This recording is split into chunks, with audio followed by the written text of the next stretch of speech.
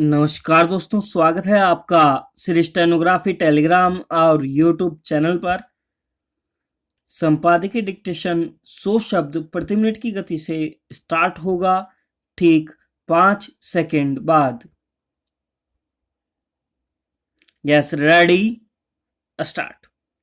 उत्तराखंड में जिस तरह भारतीय जनता पार्टी ने पिछले करीब 4 महीनों में 2 मुख्यमंत्री बदल दिए और अब वहां तीसरे मुख्यमंत्री को कमान सौंपी है, उसे लेकर स्वाभाविक ही सवाल उठ रहे हैं। सवाल तो तब भी उठे थे जब विधानसभा चुनाव के कुछ महीने रह जाने के बावजूद उसने त्रिवेंद्र सिंह रावत को हटाकर तीरथ सिंह रावत को मुख्यमंत्री बनाया था। तब कहा गया था कि वहां के ज्यादातर पार्टी विधायक त्रिवेंद्र सिंह रावत के कामकाज से संतुष्ट नहीं थे और उन्हें बदलने की केंद्रीय कमान से गुहार लगा रहे थे। तब तीरथ सिंह रावत को केंद्र से लाकर वहां बिठा दिया गया था। तीरथ सिंह लोकसभा सदस्य हैं और उन्हें वहां मुख्यमंत्री बने रहने के लिए विधानसभा चुनाव जीतना जरूरी था। यह बात पार्टी शुरू से जानती थी, मगर उन्हें चुनाव नहीं लड़ाया। इसकी असली वजह तो वही जानती है, पर कयास यह लगाए जा रहे हैं कि तीरथ सिंह का वहां खाली किसी सीट से चुनाव जीतना संदेहास्पद था। फिर यह भी कयास है कि न तो वहां के विधायक और न केंद्रीय कमान उनके कामकाज से संतुष्ट थे। अपना पद संभालते ही जिस तरह के विवादास्पद बयान उन्होंने दिए थे, उससे पार्टी को काफी किरकिरी झेलनी पड़ी थी। फिर इस दौरान उन्होंने ऐसा कोई काम नहीं किया जिससे पार्टी की स्थिति वहां मजबूत होती, मगर तर्क दिया जा रहा है। और जैसा कि तीरथ सिंह रावत ने भी बयान दिया कि संवैधानिक संकट टालने की गरज से पार्टी ने यह फैसला किया है, मगर जिस तरह उन्हें 3 दिन तक दिल्ली में केंद्रीय नेताओं के साथ बैठक करनी पड़ी, वह केवल उनके चुनाव लड़ने या न लड़ने को लेकर हुआ मंथन नहीं माना जा सकता। अब उनकी जगह पुष्कर सिंह धामी को लाया गया है। हालांकि तीरथ सिंह के जाने के कयासों के बीच वहां के कई कद्दावर नेता ख्वाब पाले हुए थे कि उनमें से किसी को यह जिम्मेदारी मिल सकती है, मगर पार्टी ने एक ऐसे व्यक्ति को मुख्यमंत्री बनाया जिसने शायद खुद भी न सोचा होगा कि उसे कमान सौंपी जा सकती है।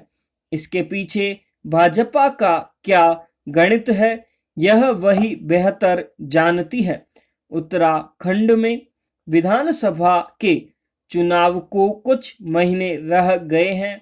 उसमें पुष्कर सिंह किस तरह पार्टी की स्थिति मजबूत कर पाएंगे या वहां के लोग उन पर कितना भरोसा जता पाएंगे, देखने की बात है। उत्तराखंड की सियासी उठापटक ने एक बार फिर भाजपा के सामने कुछ सवाल खड़े कर दिए हैं, जिनके जवाब देना उसके लिए आसान नहीं है। पूछा जा रहा है कि क्या भाजपा के पास ऐसे नेताओं की कमी है जिन्हें राज्यों की कमान सौंपकर वह 5 साल तक निश्चिंत रह सके, या फिर वह पार्टी के भीतर सुख बुगा रहे कलह को शांत कर पाने में सफल नहीं हो पा रही है। उत्तराखंड अकेला राज्य नहीं है जहां उसे नेतृत्व को लेकर पार्टी विधायकों के असंतोष का सामना करना पड़ रहा है। कुछ दिनों पहले ही उत्तर प्रदेश में भी असंतोष शांत करने के लिए उसे काफी मशक्कत करनी पड़ी। उधर कर्नाटक में भी मुख्यमंत्री के कामकाज पर अंगुलियां उठ रही है। मध्य प्रदेश भी अशांत बताया जा रहा है। इससे यह सवाल भी गाढ़ा होता है कि किसी पार्टी के लिए केवल सरकार बना लेना बड़ी उपलब्धि नहीं होती, उसका प्रदर्शन भी भरोसेमंद बनाना जरूरी होता है। बीच में नेतृत्व परिवर्तन से पार्टी की छवि पर नकारात्मक असर पड़ता है।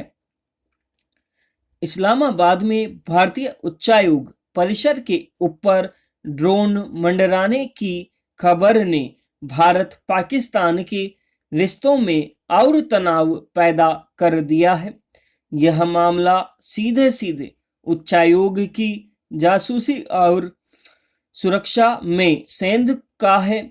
इससे पता चलता है कि भारत को आतंकित करने के लिए पाकिस्तान अब किस तरह के हथकंडे आजमा रहा है।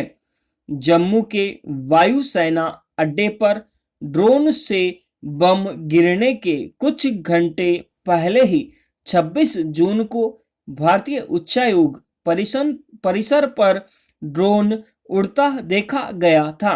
उस समय उच्चायोग में भारत की आज़ादी के 75 साल पूरे होने का आयोजन चल रहा था। इसमें कई देशों के राजनयिक भी मौजूद थे। इससे ऐसी अटकलें लगाना स्वाभाविक ही है कि ड्रोन के जरिए उच्चायोग के भीतर की जासूसी करवाई जा रही होगी। घटना के तुरंत बाद उच्चायोग के सुरक्षा अधिकारियों ने पाकिस्तानी सुरक्षा अधिकारियों से संपर्क किया। इस घटना पर पाकिस्तानी सुरक्षा अधिकारियों को तत्काल जो कदम उठाने चाहिए थे वैसा कुछ नहीं हुआ। पाकिस्तानी सुरक्षा अधिकारियों का ऐसा रवैया यह बताने के लिए काफी है कि आखिर इस तरह की घटना के पीछे किसका हाथ रहा होगा। अगर यही सुरक्षा चूक किसी अन्य देश के दूतावास के साथ होती तो तब भी वहां के सुरक्षा अधिकारी क्या इसी तरह पेश आते?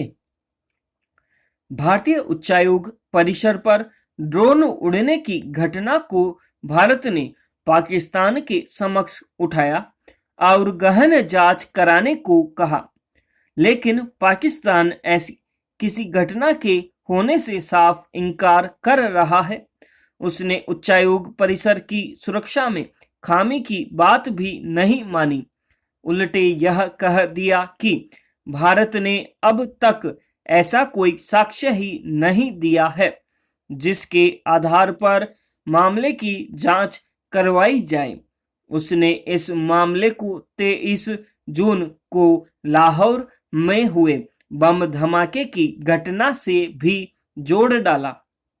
पाकिस्तानी विदेश मंत्रालय के प्रवक्ता ने कहा कि भारत ऐसे वक्त में यह मामला उठा रहा है जब लाहौर धमाके के मामले में सबूत जुटाए जा रहे हैं। जाहिर है पाकिस्तान भारत के खिलाफ लगातार साजिशें रच रहा है। पड़ोसी देश का यह रवैया रिश्तों को और बिगाड़ने वाला ही कहा जाएगा। यह घटना इसलिए भी गंभीर है कि इसके कुछ घंटे बाद ही जम्मू के वायुसेना अड्डे को निशाना बनाया गया था। लिहाजा यह माना जा सकता है कि भारतीय ठिकानों को निशाना बनाने की साजिश की जानकारी पाकिस्तानी सत्ता प्रतिष्ठान को रही होगी। ड्रोन कांड पर पाकिस्तान की ओर से जितने भी बयान आए हैं उनमें वह खुद ही उलझता जा रहा है। इस्लामाबाद में जहां भारतीय उच्चायोग का दफ्तर है वह सबसे कड़ी सुरक्षा वाला इलाका है। उच्चायोग के पास ही पाकिस्तानी विदेश मंत्रालय, सुप्रीम कोर्ट, दूसरे देशों के दूतावास और सत्ता प्रतिष्ठान के दूसरे महत्वपूर्ण दफ्तर भी हैं।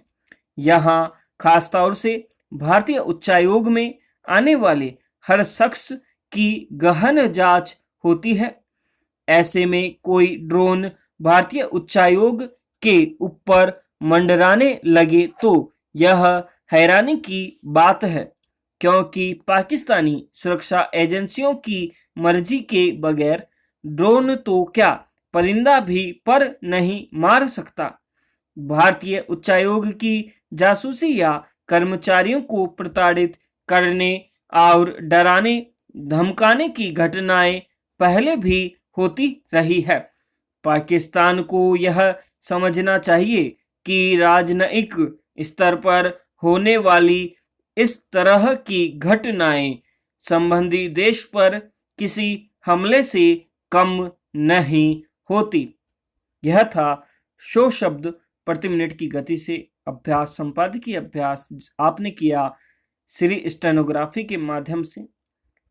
दोस्तों वीडियो शेयर जरूर कीजिएगा, लाइक कीजिएगा, कमेंट कीजिएगा। मिलते हैं नेक्स्ट डे नेक्स्ट डिक्टेशन के साथ में। तब तक के लिए जय हिंद, जय भारत।